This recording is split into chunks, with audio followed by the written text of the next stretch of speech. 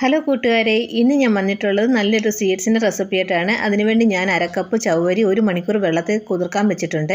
പിന്നെ 2 പഴുത്ത നേന്ത്രപ്പഴമാണ് എടുത്തിട്ടുള്ളത്. ഈ നേന്ത്രപ്പഴം നമുക്ക് ആവിയിലൊന്ന് വേവിച്ചെടുക്കാം. ഇനി നമുക്ക് ചവ്വരി ഒന്ന് വേവിച്ചെടുക്കാം. അതിനുവേണ്ടി നമ്മൾ കഴുകി ഒരു പാത്രത്തിലേക്ക് ഇട്ട് കൊടുത്ത ശേഷം അതിലേക്ക് നമുക്ക് അരക്കപ്പ് വെള്ളം ഒഴിച്ച് കൊടുത്ത് നമുക്കിതൊന്ന് വേവിച്ചെടുക്കാം. ഇനി ഇതിനു വേണ്ടി എടുത്തിട്ടുള്ളത് ആദ്യം ഞാനൊരു 8 ബ്രെഡാണ് എടുത്തിട്ടുള്ളത്. പിന്നീട് വേണമെന്നുണ്ടെങ്കിൽ നമുക്ക് എടുക്കാവുന്നതാണ്. അപ്പോൾ അതിൻ്റെ 4 സൈഡും നമുക്കിതൊന്ന് കട്ട് ചെയ്തെടുക്കാം. അപ്പോൾ എല്ലാം നമുക്ക് ഇതുപോലെ ഒന്ന് കട്ട് ചെയ്തെടുക്കാം. അപ്പോൾ വളരെ ടേസ്റ്റോടു കൂടി നല്ല അടിപൊളി ഒരു സ്വീറ്റ്സാണ്. അപ്പോൾ നിങ്ങൾ തീർച്ചയായിട്ടും ഇതൊന്ന് ട്രൈ ചെയ്ത് നോക്കണേ. അപ്പോൾ നമുക്ക് ബ്രെഡ് മിക്സിയുടെ ജാറിലേക്ക് ഇട്ട് കൊടുത്തൊന്ന് പൊടിച്ചെടുക്കാം. അപ്പം ഞാനിതൊന്ന് പൊടിച്ചെടുത്തിട്ടുണ്ട്. നമുക്കിതങ്ങോട്ട് മാറ്റി വെക്കാം. ആ സമയം കൊണ്ട് നമ്മുടെ ചവ്വരിയൊക്കെ ഒന്ന് വെന്ത് വന്നിട്ടുണ്ട്. ഇനി നമുക്കിതൊന്ന് ഊറ്റിയെടുക്കണം. ഊറ്റിയ ശേഷം തണുത്ത വെള്ളത്തിലേക്ക് ഇട്ട് കൊടുത്ത് വീണ്ടും നമ്മളതൊന്ന് അരിച്ചെടുക്കുകയാണ് ചെയ്യുന്നത്.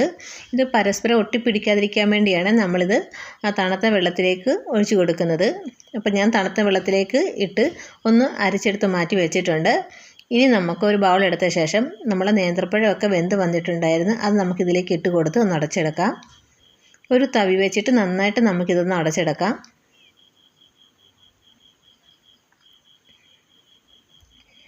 നേന്ത്രപ്പഴമൊക്കെ ഒന്ന് അടച്ചെടുത്തിട്ടുണ്ട്. ഇനി നമുക്കിതിലേക്ക് നമ്മൾ പൊടിച്ച് വെച്ചിരിക്കുന്ന ബ്രെഡിൻ്റെ പൊടി ചേർത്ത് കൊടുക്കാം.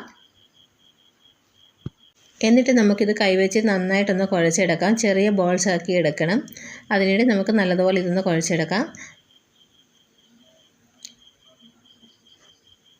നേന്ത്രപ്പഴം കൂടി പോയിട്ടുണ്ടെങ്കിൽ നമുക്ക് കുറച്ച് ബ്രെഡ് എടുത്ത് ഒന്ന് പൊടിച്ച് ചേർത്ത് കൊടുത്താൽ മതിയാകും. ഇത് ഒരുപാട് ലൂസും ആകല് എന്നാൽ കട്ടിയാകല്, ആ രീതിയിൽ വേണം നമ്മളിതൊന്ന് കുഴച്ചെടുക്കാൻ വേണ്ടി. അപ്പോൾ ഞാൻ ഇതിലേക്കൊരു 3 ബ്രെഡും കൂടെ പൊടിച്ച് ചേർത്ത് കൊടുക്കുന്നുണ്ട്. അപ്പോൾ ടോട്ടൽ ഞാൻ 11 ബ്രെഡാണ് എനിക്കിതിന് ആവശ്യമായിട്ട് വന്നിട്ടുള്ളത്.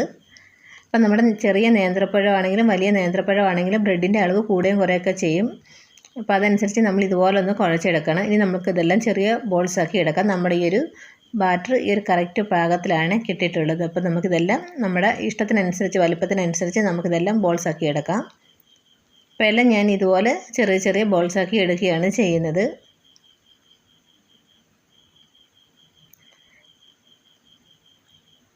നമുക്കിഷ്ടപ്പെട്ട ഷേപ്പിലൊക്കെ ഉണ്ടാക്കി എടുക്കാവുന്നതാണ്. അപ്പോൾ എല്ലാം ഞാൻ ഇതുപോലെ ചെറിയ ഉരുളകളാക്കി എടുത്തിട്ടുണ്ട്. ഇനി നമുക്കിതൊന്ന് ആവിയിലൊന്നും ഹൈ ഫ്ലെയിമിൽ 1 മിനിറ്റ് ഒന്ന് ആവിയിൽ വേവിച്ചെടുക്കാം. നമ്മുടെ പഴമൊക്കെ ഓൾറെഡി വെന്തിട്ടുള്ളതാണ്. എങ്കിലും ഇത് നമ്മൾ ഉണ്ടാക്കുമ്പോൾ ഒന്ന് ഉടഞ്ഞു പോകാതിരിക്കാൻ വേണ്ടിയാണ് 1 മിനിറ്റ് ആവിയിലൊന്ന് വേവിച്ചിരിക്കുന്നത്. അതുപോലെ പാത്രത്തിൽ ഒട്ടിപ്പിടിക്കാതിരിക്കാൻ വേണ്ടിയാണ് നമ്മൾ വാഴയിലയിൽ വെച്ച് കൊടുത്തൊന്ന് ആവിയിലൊന്ന് വേവിച്ചെടുക്കുന്നത്. അപ്പോൾ നമുക്കിനി ഹൈ ഫ്ലെയിമിൽ ഇത് 1 മിനിറ്റ് ഒന്ന് ആവിയിലൊന്ന് വേവിച്ചെടുക്കാം. ആ സമയം കൊണ്ട് നമുക്കിതിന് വേണ്ടി ഒരു പാൻ അടുപ്പിൽ വെച്ച് കൊടുത്തിട്ടുണ്ട്. അതിലേക്ക് 250 ml കപ്പിൽ 3 കപ്പ് പാൽ ഒഴിച്ച് കൊടുക്കാം. 3 കപ്പ് പാൽ ഒഴിച്ച് കൊടുത്ത ശേഷം നമുക്കിതൊന്ന് ചൂടാക്കി എടുക്കാം. പാലൊന്ന് ചൂടായിട്ട് വരട്ടെ. പാലൊന്ന് ചൂടായി വരുന്ന സമയം കൊണ്ട് നമുക്ക് ഒരു ബൗൾ എടുത്ത ശേഷം അതിലേക്ക് 1.5 ടേബിൾ സ്പൂൺ കസ്റ്റേർഡ് പൗഡർ ചേർത്ത് കൊടുക്കാം.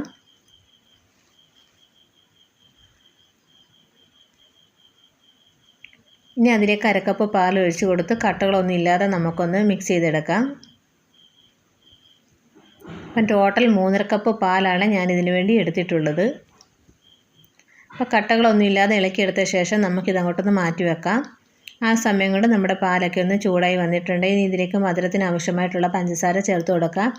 ഞാൻ 2 ടേബിൾ സ്പൂൺ പഞ്ചസാരയാണ് ഇതിലേക്ക് ചേർത്ത് കൊടുക്കുന്നത്. നിങ്ങളുടെ മധുരത്തിന് ആവശ്യമായിട്ടുള്ള പഞ്ചസാര ചേർത്ത് കൊടുക്കാം. അപ്പോൾ നമ്മുടെ പഴത്തിനും ബ്രെഡിനൊക്കെ മധുരം ഉള്ളത് കൊണ്ടാണ് അതനുസരിച്ച് ഞാൻ പഞ്ചസാര ചേർത്ത് കൊടുത്തിട്ടുള്ളത്. നിങ്ങൾക്ക് കൂടുതൽ മധുരം വേണമെന്നുണ്ടെങ്കിൽ അതനുസരിച്ച് മധുരം ചേർത്ത് കൊടുക്കാവുന്നതാണ്. ഇനി ചൂടായ പാലിലേക്ക് നമുക്ക് ഈ ഒരു കസ്റ്റേർഡിൻ്റെ മിക്സ് ഒന്ന് ഇളക്കിയെടുത്ത ശേഷം ഒഴിച്ചു കൊടുക്കുക. കട്ടകളൊന്നും ഇല്ലാതെ നമ്മൾ നന്നായിട്ടൊന്ന് ഇളക്കിയെടുത്ത ശേഷം നമുക്കിതൊന്ന് തിളപ്പിച്ചെടുക്കാം. നല്ലതുപോലെ തിളച്ച് വന്ന ശേഷം നമുക്കതിലേക്ക് വേവിച്ച് വെച്ചിരിക്കുന്ന ചവ്വരി ചേർത്ത് കൊടുക്കാം. ചവ്വരി വെന്ത ശേഷം നമ്മൾ തണുത്ത വെള്ളത്തിൽ ഇടുകയാണെങ്കിൽ ഇത് ഒട്ടിപ്പിടിക്കുകയൊന്നും ചെയ്യത്തില്ല. ബോൾസായിട്ട് നമുക്ക് നല്ല പെർഫെക്റ്റായിട്ട് തന്നെ നമുക്ക് കിട്ടും. അപ്പോൾ അത് ഇട്ട് കൊടുത്ത് നന്നായിട്ടൊന്ന് ഇളക്കി ജസ്റ്റ് ഒന്ന് കുറുക്കിയെടുക്കാം. ഒരുപാട് കുറുക്കിയെടുക്കരുത്. അപ്പോൾ നമ്മൾ ഒന്ന് ഇളക്കി ഒന്ന് കുറുക്കിയെടുക്കുക. കൈവിടാതെ ഇളക്കിക്കൊണ്ടേ ഇരിക്കുക. പിന്നെ നല്ലൊരു ഫ്ലേവറിന് വേണ്ടി നമുക്കിതിലേക്ക് 2 ഏലക്ക ചതച്ചത് ചേർത്ത് കൊടുക്കാം. നിങ്ങൾക്ക് ഏലക്ക ഇഷ്ടമല്ലെങ്കിൽ 1/2 ടീസ്പൂൺ വാനില എസൻസ് ചേർത്ത് കൊടുത്താൽ മതിയാകും. എന്നിട്ട് നല്ലതുപോലെ ഇളക്കിയെടുത്ത ശേഷം നമ്മളിനിയും വേവിച്ച് വെച്ചിരിക്കുന്ന ഒരു നേന്ത്രപ്പഴവും ബ്രെഡിൻ്റെ ആ ഉരുള ഇന്നത്തിലേക്ക് ഇട്ട് കൊടുക്കാം.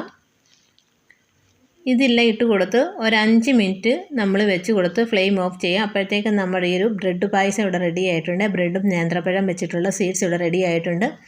അപ്പോൾ ഒരു 5 മിനിറ്റ് കഴിഞ്ഞ ശേഷം നമ്മുടെ പായസം ഇവിടെ റെഡിയായി വന്നിട്ടുണ്ട്. അപ്പോൾ തണുക്കുമ്പോൾ ഇതൊന്നും കൂടെ ഒന്ന് കട്ടിയായി വന്നോളും. അപ്പോൾ നമുക്ക് ഇനി ഇതിലേക്ക് ഒരു പാൻ അടുപ്പിൽ വെച്ച് 1 ടീസ്പൂൺ നെയ്യ് ചേർത്ത് കൊടുത്ത് അത് നെയ്യൊന്ന് മെൽറ്റായ ശേഷം അതിലേക്ക് നമുക്ക് അണ്ടിപ്പരിപ്പ് മുന്തിരിങ്ങ ഇട്ട് ഒന്ന് റോസ്റ്റ് ചെയ്ത് നമുക്ക് ഈ ഒരു പായസത്തിൻ്റെ മിക്സിലേക്ക് ചേർത്ത് കൊടുക്കാം. വളരെ ടേസ്റ്റോട് കൂടിയുള്ളൊരു പായസം എല്ലാവർക്കും ഒരുപാട് ഇഷ്ടമാകും. അപ്പോൾ നിങ്ങൾ തീർച്ചയായിട്ടും ഇതൊന്ന് ട്രൈ ചെയ്ത് നോക്കുക. അപ്പോൾ നിങ്ങൾക്ക് ചൂടോടെ വേണമെന്നുണ്ടെങ്കിൽ ഈ ഒരു പരുവത്തിൽ കുടിക്കാം. ഒന്നും കൂടെ ടേസ്റ്റ് നമ്മളിത് തണുപ്പിച്ച് കഴിക്കുമ്പോഴാണ്. അപ്പോൾ ചൂടോടെ കഴിക്കുന്നവർക്ക് അങ്ങനെ കഴിക്കാം, തണുപ്പിച്ച് കഴിക്കുന്നവർക്ക് അങ്ങനെ കഴിക്കാവുന്നതാണ്. അപ്പോൾ ഞാനിതെല്ലാം ഒരു പാത്രത്തിലേക്ക് ഒഴിച്ചു കൊടുത്ത ശേഷം നമ്മുടെ അണ്ടിപ്പരിപ്പും മുന്തിരിങ്ങ ഇട്ട് കൊടുത്ത് ഒന്ന് ഫ്രിഡ്ജിൽ വെച്ചൊന്ന് തണുപ്പിച്ചെടുക്കുകയാണ് ചെയ്യുന്നത്.